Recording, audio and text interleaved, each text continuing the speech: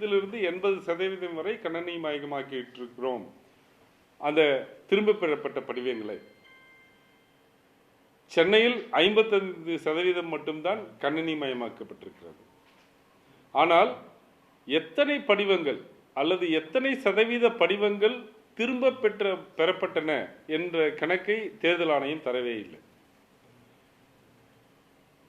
எவ்வளவு கொடுத்தோம் என்று சொல்கிறார்கள், எவ்வளவு கணினி மயப்படுத்தினோம் என்று சொல்கிறார்கள், எவ்வளவு திரும்ப பெற்றோம் என்பதை சொல்லவே இல்லை.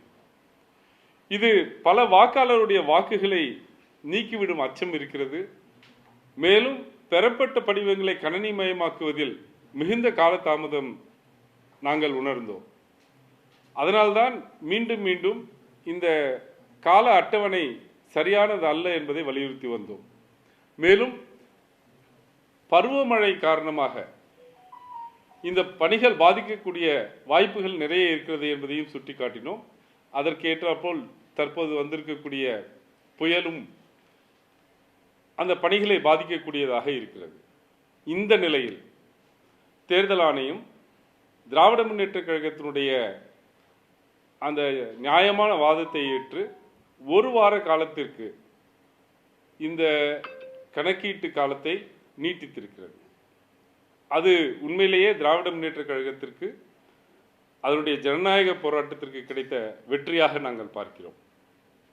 எந்த ஒரு தமிழ்நாட்டு குடிமகனுடைய வாக்கும் விடுபடக்கூடாது என்பதில் நாங்கள் உறுதியாக இருக்கிறோம். அந்த பயணத்தில் முதல் வெற்றியாக ஒரு வார காலத்திற்கு இதை தள்ளி வைத்திருப்பது கொடுக்கப்பட்ட அனைத்து படிவங்களை திரும்ப பெறுவதற்கும் அவற்றை கணினிமயமாக்குவதற்கும் பயனுள்ளதாக இருக்கும் என்று கருதுகிறோம். இருந்தாலும் கூட இந்த எஸ்ஐஆர் பணியில் பல சிக்கல்கள் இன்னும் தீர்க்கப்படாமல் இருக்கின்றன.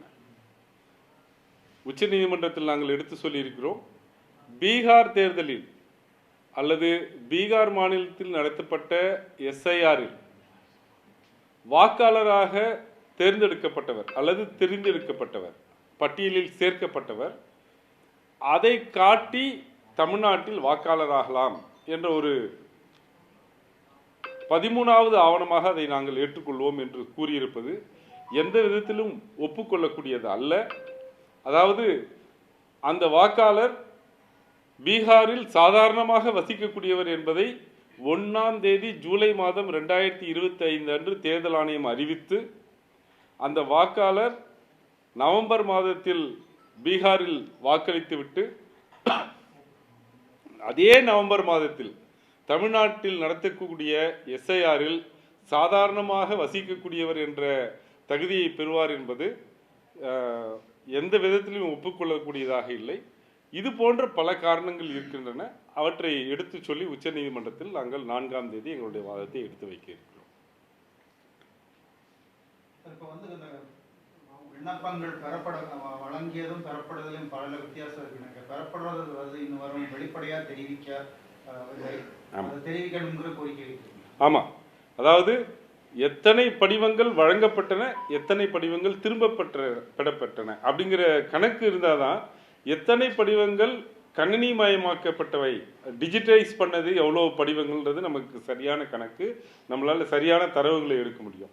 அதை இன்னும் எலெக்ஷன் கமிஷன் வெளியிட ஆரம்பிக்கல. உடனுக்குடன் செய்திகளை தெரிந்து கொள்ள சன் நியூஸ் பெல் ஐகானை கிளிக் பண்ணுங்க.